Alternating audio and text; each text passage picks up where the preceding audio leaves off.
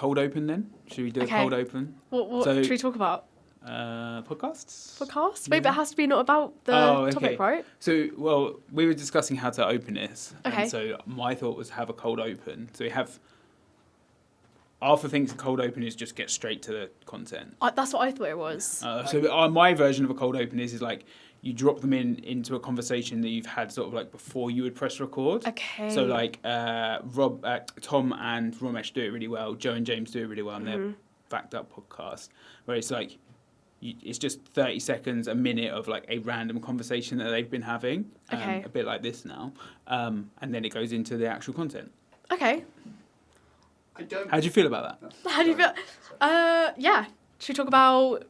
Yeah. I just got myself a tea with fresh mint, ginger and lemon in it.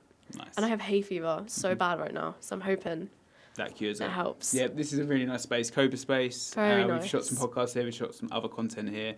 Shout out. Always great. Shout out. If you guys want to sponsor, let us know. That'd be great. Love you. Should we get on with what we need to talk about? So we're having technical difficulties. I'm shooting with Jodi's camera. I've never used Sony before. And she's showing me how to do something extremely basic, which is changing the shutter speed. For all you videographers and photographers out there, it's a pretty basic thing, but I've never used one of these before. So I'm in charge of taking stills throughout. Oh my God.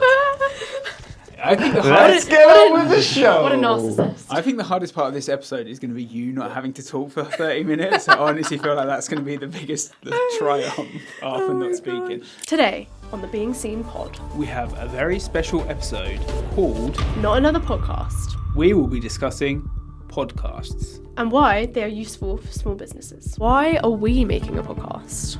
Yeah, it's a good question. Then, moving on to the trends, which Arthur will now explain. Will thinks it's important that podcasts sound, look, and show off the expertise of the people producing them. Because now people are watching a lot more podcasts on their TV, on YouTube. And so, like, is your Zoom call recording going to be quite good enough? However, I don't completely agree.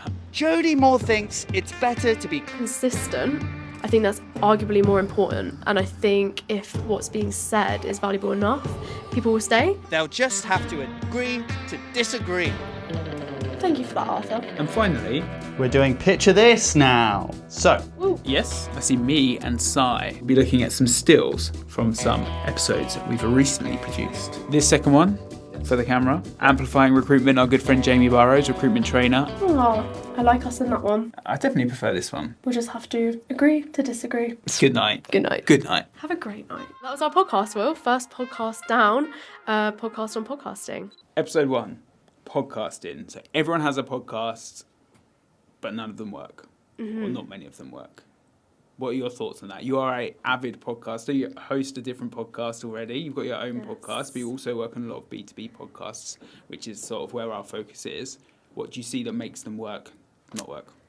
I think the main focus with any podcast is thinking, like, why does this bring someone value? Because short form content, people can watch for 10 seconds. You know, like it's not a huge thing out of their day to watch something like that. But podcasts can be like an hour long, so you really have to think about what the value is. I think the way someone can do a podcast well is by obviously choosing a topic that obviously does bring value, but also repurposing the episodes as much as possible, using them across platforms, you know, little LinkedIn short, YouTube shorts, reels, and just really trying to get that reach. I'm going to add some nuance for you. Yeah, go on. So I've edited podcasts or like produced podcasts now for, I want to say, nearly 10 years. Our first podcast was the Recruitment Network podcast where I worked. And I think it really depends on what your focus is. So if you are really into that purpose-driven value add for the audience, then yes, you really do need to have a purpose that you're driven towards for the next 18 months, 24 months before you see any benefit. But there are podcasts out there which are BD tools in disguise. So a lot of people use them to have the right conversations with people, have meaningful connections with potential sponsors, potential clients, all those type of things. What tends to happen is 6 months down the line, the people that are using them as their BD tool actually get to a point where they're thinking, why aren't we getting any listeners? Why isn't the episodes growing? Why are we sort of seeing spikes when we've got a really great guest and dips when we don't? And the reason that what they need to establish there is the purpose of the podcast. If the podcast is value for your audience, that is very different to what you put into a BD type of podcast. And finding that balance is really, really important. Can I ask a question? Go on. For the audience, obviously, asking for a friend.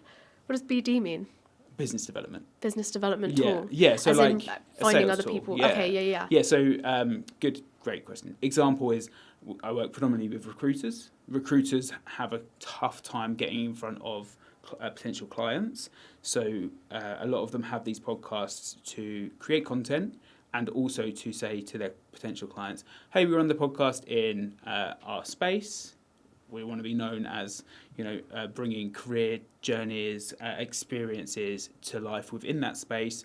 Would you come on and share yours? And what you'll find is a lot of the time is like, that is a much nicer conversation to have with a potential eventually client than, hey, Mr. Client, have you got any jobs we can recruit for? Yeah.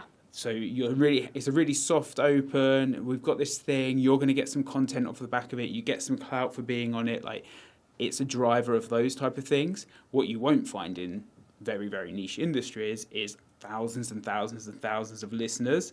Yeah, that makes sense. Yeah, I suppose it's really finding out what the purpose of it is for you at the very beginning. I have worked with people before who, in another scenario, would have maybe struggled to get a meeting in with certain people, but because they've done podcasts with them before, they are a familiar face, like they've already made that connection with someone by having them on their podcast and then been able to secure meetings with them that have then gotten the business further down the line.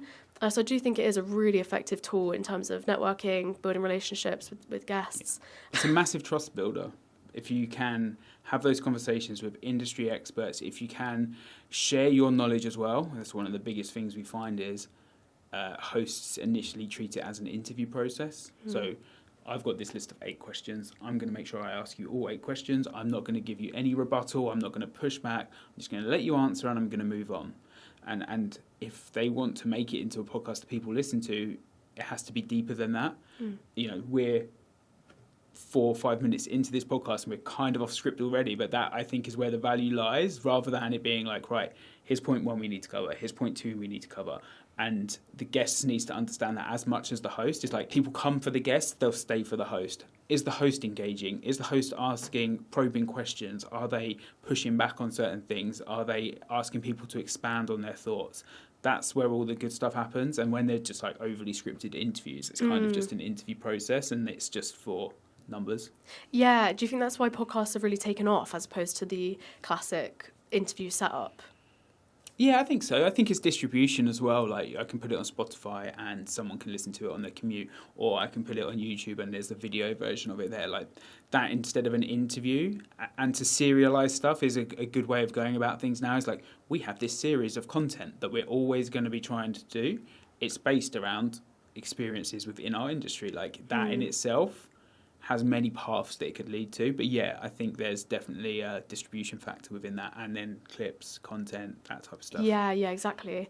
On that as well, like, do you think that if someone's thinking, I want to make a podcast purely for the content that I can make out of it, like the shorts and things like that, do you think that's still valuable, even if they think the podcast itself in full episodes isn't maybe where the value will come from for them? Well, we see it in a lot of mainstream podcasts now. It's like a lot of the questions are like clip farming. So it is like this question is made to get you to bite on something or have an evoke emotional response, like make someone say something that could be controversial, or it's disingenuous to podcasting as a format, because podcasting as a format is a long form conversation. Look at Chris Williamson, like 3-hour-long episodes. Look at Diary of a CEO, 2-hour-long episodes. Like they're still structured, but they're loosely structured. Whereas clip farming is like, let's just sit here and pretend, essentially. This podcast is being filmed in Cobra Space. Cobra Space is a sustainable co-working space. It's very minimalist and sleek in its design. Meeting rooms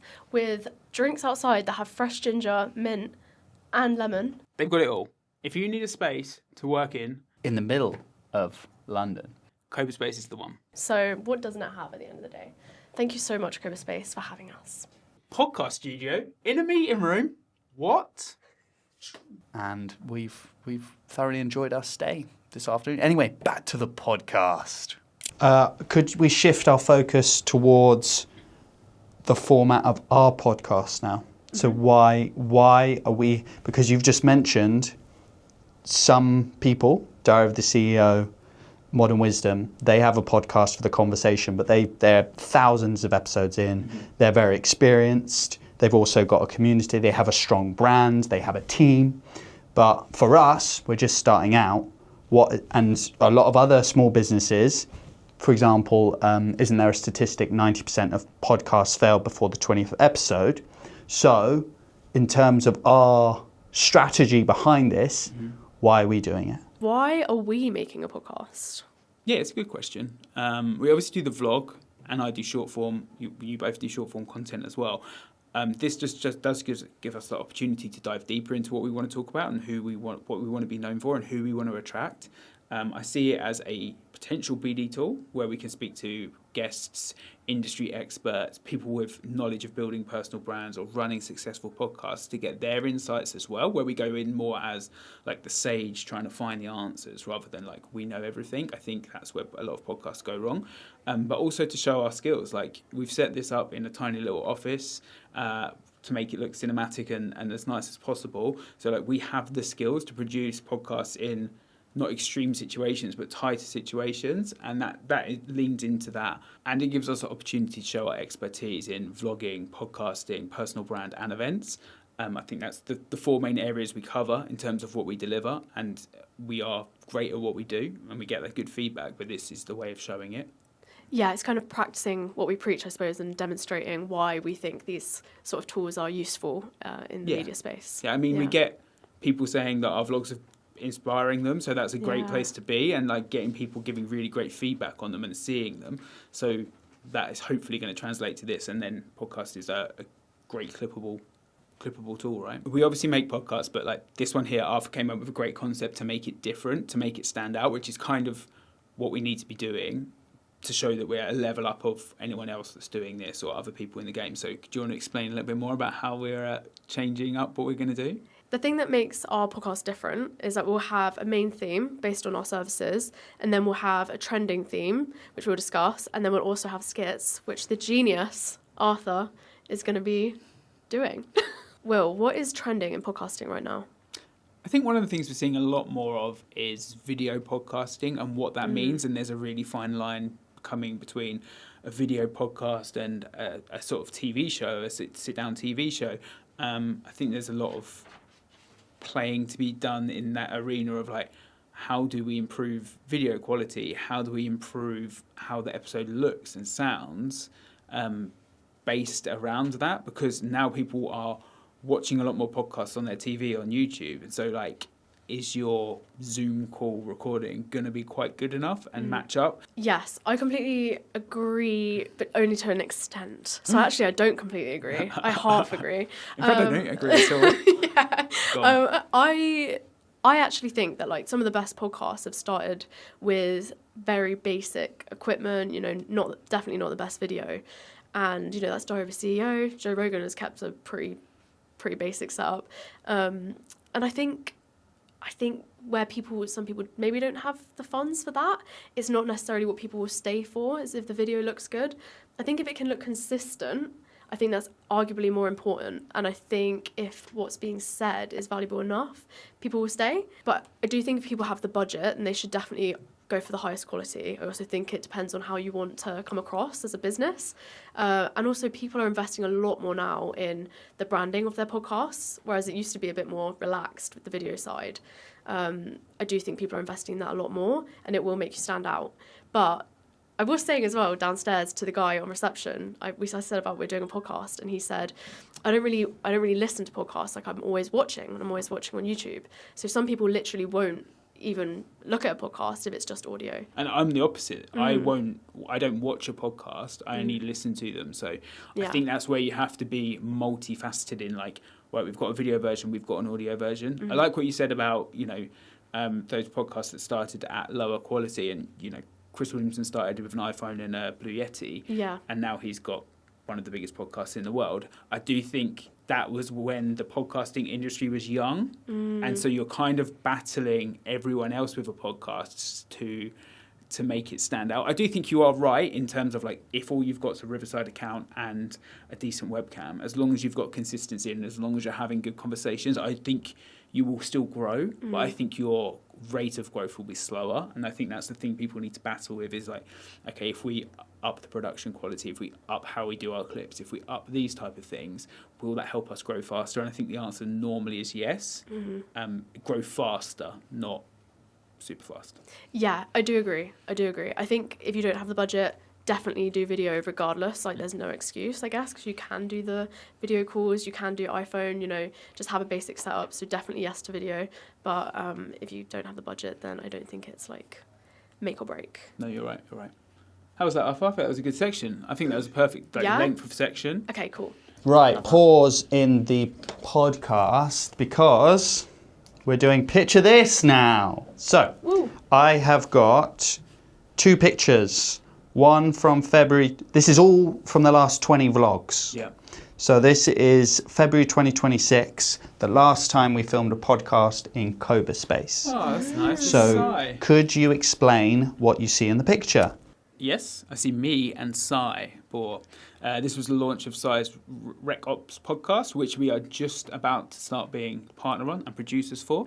I was episode 1, and the reason I was episode 1 is because basically for the month before he rang me every Friday afternoon with like a technical question about launching a podcast. So he said I could have the number 1 spot. But yeah, this is us in Pine room just around the corner, which is really, really nice. Really nice light in there. Decent room, just as nice. But yeah, it was good. And I haven't done a lot of guest podcasts. I hadn't done in-person guest podcasts, and that was my first one of these. And it's like, yeah, it was fun. Yeah? It was fun. This is me and Si. Lovely. My face is really red in Lighting's that. great. My cheeks are really red. Yeah, sorry. Are you nervous? No, they're really red in there. I bumped up the contrast specifically on your face. It would just make them really red. Just on the cheeks, actually. Yeah, that was fun. That was a good one. I will say as well, this podcast also landed us a client too. So like that is the power of being a guest on a podcast. Then a month later, or the next month, we had the day where I went to help out Jamie Burrows for Amplifying Recruitment. This second one for the camera, Amplifying Recruitment, our good friend Jamie Burrows, recruitment trainer. We launched this podcast, I want to say 18 months ago. We're up to nearly 30 episodes. He's always been up for trying anything with the podcast. So like we filmed in person, we filmed some in different studios. He's always been an in-person recorder. We've done vlogs with him. We did the behind-the-scenes vlog with Leo Harrison from Chapter 2 when he went in there. He's always been great. So this is a great one to work on. It's really relaxing and fun to do. And we did one a few months back as well, didn't we, in Luxembourg? We did. That was a great podcast because that was the power of a podcast. That was the power of a piece of content. We essentially went there to film with SES satellites for our client Nuco. And SES satellites are like the number 1 or number 2 biggest satellite provider in the world. So like incredible. Unreal. And their office was a castle. Yeah. And we had a 3-course meal. We had a 3-course meal. Jodi has not forgot the 3-course meal. Never. And so we went there with Laurie and Will from Nuco, and we filmed with 5 of their leaders. We filmed 20-minute podcasts, and they've got that content now, so that anytime SES are looking to recruit, they've got these podcasts that is their leaders talking about their vision for the company. And for me, like if I was joining a company and there was 20 minutes of the person who's going to be my direct response there that I could listen to, I'd be like, that's great, because it will either put you in or out. Like you'll know whether you want to work with that person or not. And I think that's the real value of like, if you can get into your clients and film something that is evergreen and it's always going to be there, it won't have got thousands and thousands of watches on YouTube, but it will get potential candidates watching them. And even if it's just something you send to like, look, this is going to be the person you report to, they explain their vision, etc., etc. How did you find that? I loved it. I thought it was incredible. Like we were really lucky with the lighting as well, because we were in such a lovely big room that just had like natural light flooding into it. Obviously, we flew in the morning and flew back in the evening, and we had to be conscious of like how much stuff we were flying with. But the setup was lovely, and I think also it was just so productive. We had a few hours there, filmed 5 different people, long episodes, you know, like not super long, but long enough to get value out of it. And it was just, very effective use of time. And we didn't just film the podcast episodes. Obviously, once the cameras were set up and things, we could both then take stills, and we also filmed a vlog, both for the client and for Be Seen. Yeah. So we really maximised the amount of content we got on that day. Yeah. And that's what I would say. I think that's the perfect way of thinking about these type of things. It's like everything can be content if you want it to be. Like, you know, if you're building a new office, like that can be content if there's a reason behind it, a purpose behind it. That's the point of creating, but it's getting people to see that mindset shift and like, oh, that could be content. It could be interesting for someone who's coming to join. It could be interesting for a potential investor. Like those type of things. They're not things that people are overly thinking about, but a long-term effect of compounding on a series of content is the difference. Oh, well, that was our podcast, Will. First podcast down, podcast on podcasting. That was great. Thank you. If you're looking to start a podcast, I think the first point is to think about what the purpose of it is, what value it's going to bring. If you need any help, reach out to Be Seen. Yes. Peace. Peace.